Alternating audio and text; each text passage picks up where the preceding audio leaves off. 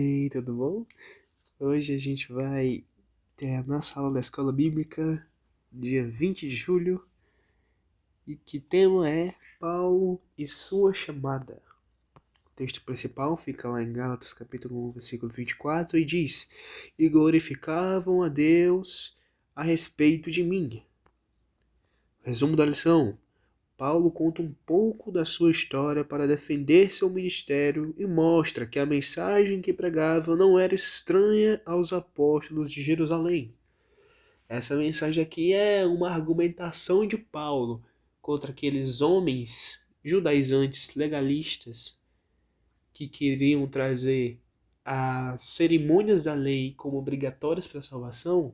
Paulo ele está confrontando esses homens, porque esses homens estavam falando assim, olha, o que Paulo está dizendo é besteira, porque Paulo ele não é um apóstolo, ele não estava entre os 12, ele não era um discípulo de Jesus. E aqui Paulo ele vai vir argumentar para provar que sim, ele é um verdadeiro apóstolo chamado por Cristo Jesus e que a mensagem que ele fala não é dele, e sim de Cristo, e logo é verdadeira.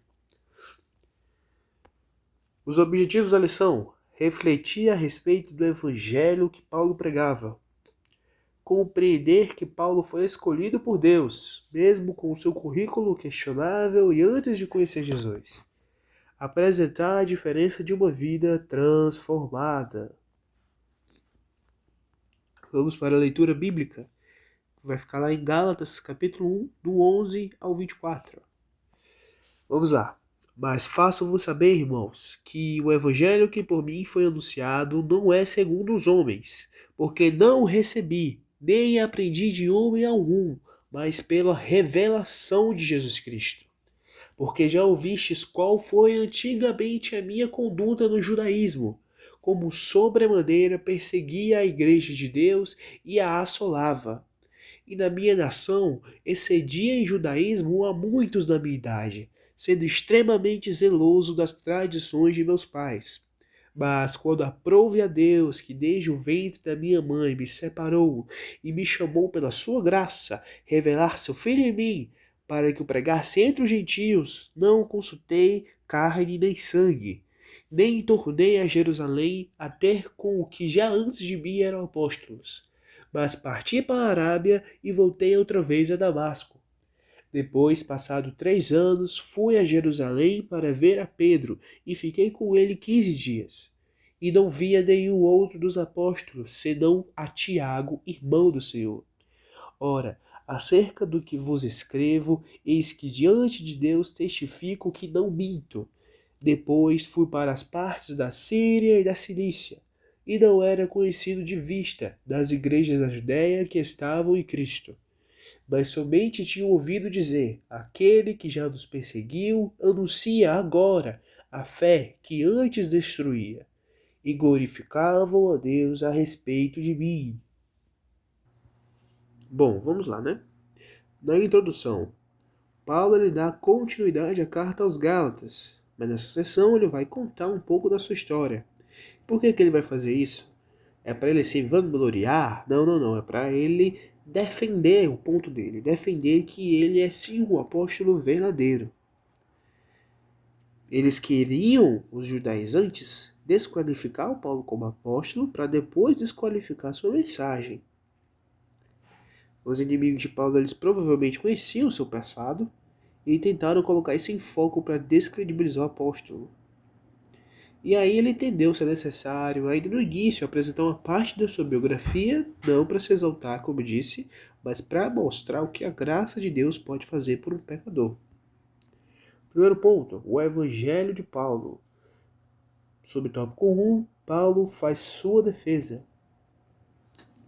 Bom, a história da vida de uma pessoa tem importância, de onde ela veio, o que aconteceu na sua vida, que adversidade se enfrentou e que tipo de acontecimentos moldaram que a pessoa é hoje pode nos servir de exemplo. Paulo ele vai se preocupar em estabelecer as suas credenciais, narrando um pouco da sua história, com um motivo nobre. Falsos mestres tinham ido a Galácia e estavam tentando desqualificar o seu ministério.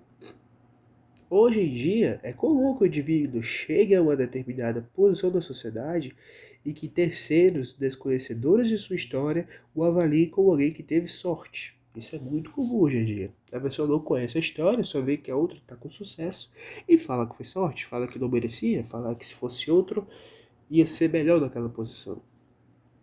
Que teve ajuda ou que no fundo não merece a posição que ocupa ou que a sua história não corresponde à função em que está.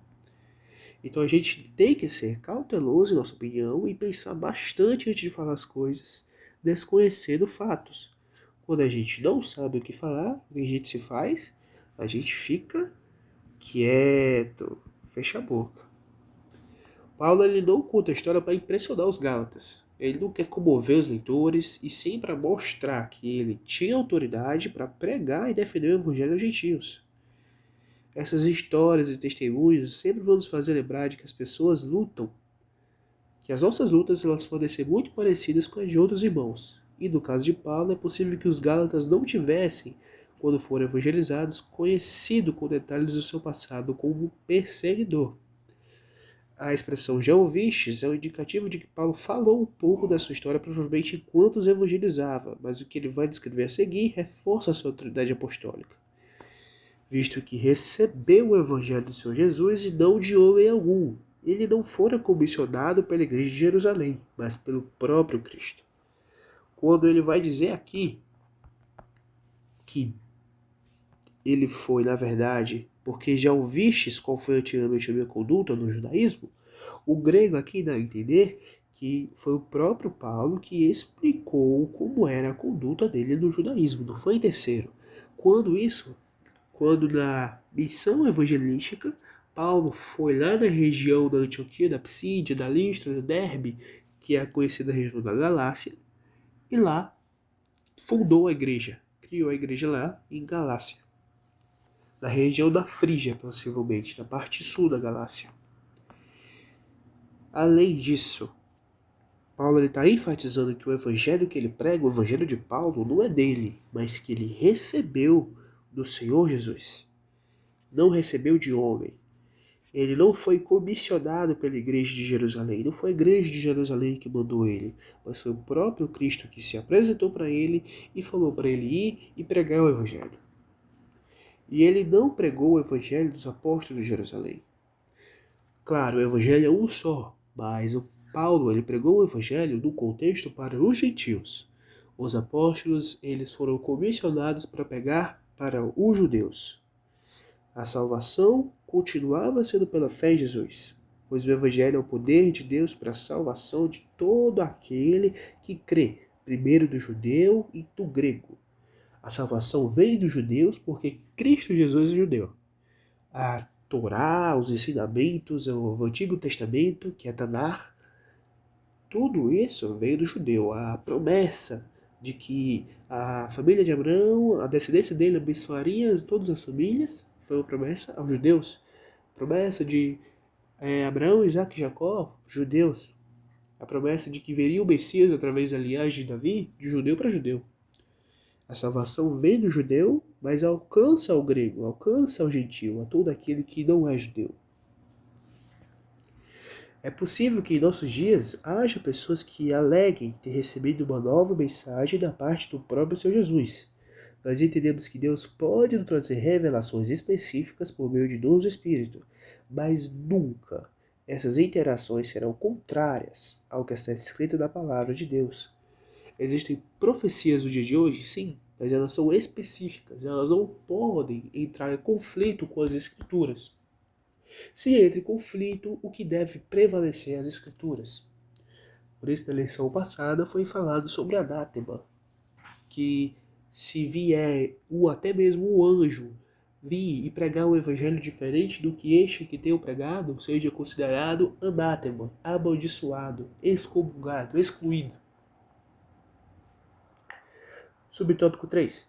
O evangelho que Paulo pregava havia sido aprovado pelos apóstolos em Jerusalém. Não era o evangelho que ele criou na mente dele e pregou separado de Jerusalém. Ele sabia, zelando pela comunhão, foi lá, se apresentou à igreja de Jerusalém, aos apóstolos, e eles deram o aval, confirmaram, aprovaram, testemunharam que sim, o evangelho que Paulo pregava era o Evangelho de Cristo Jesus. Eles deram as destras, um pegou na mão do outro e confirmou, em comunhão comigo e com os Barnabé, para que fôssemos aos gentios. Eles foram comissionados para pregar aos gentios. E eles, os apóstolos de Jerusalém, destinados a evangelizar a circuncisão, aos que são da lei, aos que são judeus. No ponto 2, relembrando o passado. Sobre o tópico 1, escolhido por Deus. Paulo ele foi escolhido mesmo com seu currículo questionável antes de conhecer Jesus. O que ele fazia como perseguidor da igreja é relatado por ele mesmo quando no discurso ao rei Agripa. Olha como Paulo era, e havendo recebido o poder dos principais dos sacerdotes, eu encerrei muito dos santos nas prisões, e quando os matavam, eu dava o meu voto contra eles. Ele corroborava, ele apoiava essa decisão de matar os crentes. Paulo ele se voltara contra os seguidores de Jesus e, com a autorização dos líderes judeus, ele prendeu muitos crentes e deu seu voto favorável até para a execução. E ele ainda acrescenta, e castigando os cristãos muitas vezes por todas as sinagogas, os obriguei a blasfemar, eu os obriguei a falar, nega o teu Jesus. Nega ele não é o Messias. Nega ele se você quiser ficar vivo. Continuando, e enfurecido demasiadamente contra eles, até nas cidades estranhas os persegui. E como se fosse pouco, ele recorda ainda que ele utilizou as sinagogas como um ambiente de castigo aos seguidores de Jesus. Ele fez com que os crentes chegassem a blasfemar o nome do Salvador. Ele não limitou sua perseguição em Jerusalém e relata que perseguiu o cristão até em cidades que não faziam parte dos limites de Israel. Olha o que é interessante. É possível ser uma pessoa cumpridora dos seus deveres, religiosa e mesmo assim detestar Jesus e a sua igreja. Dias de Jerusalém. Paulo ele menciona que ele esteve 15 dias em Jerusalém. Com que propósito? Para destacar que ele, em 15 dias ele não poderia ter tido influência do seu conteúdo do evangelho, do que ele pregava, pelos apóstolos. É um período de tempo curto, logo ele não foi influenciado por esses homens. Não, o evangelho que ele prega, ele não aprendeu desses homens. Nesses 15 dias de Jerusalém, ele esteve com Pedro e Tiago. E a menção desses nomes é importante por ele serem a coluna da igreja. Ele não somente o receberam, como também reconheceram as colunas da igreja. Pedro e Tiago reconheceram que os gentios poderiam ser alcançados pela sua pregação. Era uma forma clara de dizer que ele não estava pregando sem o conhecimento da igreja de Jerusalém. Ele não fazia algo escondido, ele deixava claro que a igreja de Jerusalém tinha ciência de que ele pregava e do que ele estava pregando. Subtópico 3, Pedro e Tiago. Paulo ele faz menção de Pedro e Tiago, homens de Deus que lideravam a igreja de Jerusalém. E essa missão faz com que os gálatas fossem informados de que o apóstolo conhecia os menditos de Jerusalém e que os respeitava. Ele não se considerava superior a eles e pode não ter sido ordenado apóstolo por eles, mas nunca os desprezou. Pois na época em que eles começaram o ministério apostólico, Pedro e Tiago, Paulo nem mesmo era convertido. É uma razão pela qual Paulo não poderia ser apóstolo no lugar de Judas.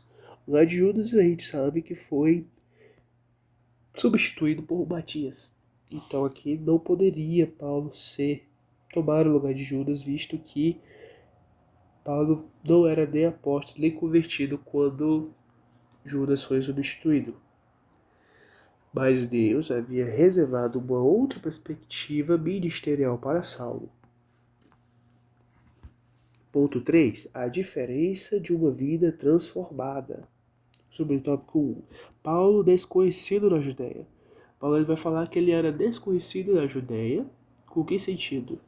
A Judéia, ela inclui Jerusalém. Como se Judéia fosse estado e Jerusalém é a capital.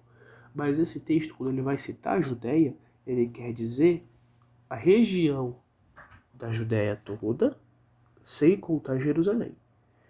Então, quando ele fala que ele não foi conhecido na Judéia, é mais uma prova de que a pregação dele, o evangelho que ele aprendeu, não partiu de Jerusalém. Porque se ele tivesse aprendido em Jerusalém e começado a pregar, ele iria para a Judéia. A mensagem iria chegar na Judéia. E como o povo da Judéia não tinha conhecimento dele, de presencialmente, é mais uma prova de que o evangelho que foi entregue a Paulo não veio por meio de mãos humanas, mas por meio de Cristo Jesus. No subtópico 2, uma vida transformada. Qual é o poder que é capaz de transformar a vida de uma pessoa? Que poder é esse que transformaria um homem que era como Paulo, como eu já descrevi, perseguindo a igreja de Deus, perseguindo o próprio Cristo, matando os crentes? Como? Que poder é esse que é capaz de transformar um homem desse? Esse poder só pode ser divino. Essa é mais uma das provas de que ele passou por uma transformação presenciada, promovida pelo próprio Cristo. Em nossos dias, muitas pessoas tomam tempo em nossos cultos contando, quando tem oportunidade, sobre o seu passado. Passam bastante tempo falando as coisas que cometeram e deixam pouco espaço para falar o que Jesus fez. Paulo ele não faz assim. Paulo ele somente fala da história dele quando é estritamente necessário. As cartas de Paulo vão se ocupar extensivamente não da sua vida pessoal e do que ele era ou fazia antes do Evangelho, mas ele vai se ocupar do poder de Deus em sua vida e da forma como esse poder estava disponível para salvar e transformar todos os homens. Não é difícil qualificar uma pessoa pelas coisas que ela fez ou faz. As pessoas taxam muito as outras pelo passado das outras. Paulo ele tinha sido um perseguidor até que se encontrou com Jesus. Não foram poucas as mazelas, as maldades que ele cometeu contra os santos. E no primeiro momento a sua conversão foi colocada em dúvida. Mas ele foi paciente, deixou que Deus tratasse do seu passado. Subtópico 3. O que as pessoas dizem acerca de você? Paulo vai dizer que os irmãos da Judéia glorificavam a Deus pela vida dele. Davam glória a Deus por Deus ter demonstrado o seu amor na vida de tal homem. Glória a Deus por Deus ter transformado tal homem. Que a gente possa hoje dar glória a Deus pela transformação de Cristo em nossa vida, na vida do nosso próximo, dos nossos irmãos. Que a gente dê glória a Deus. Por que eles davam glória a Deus?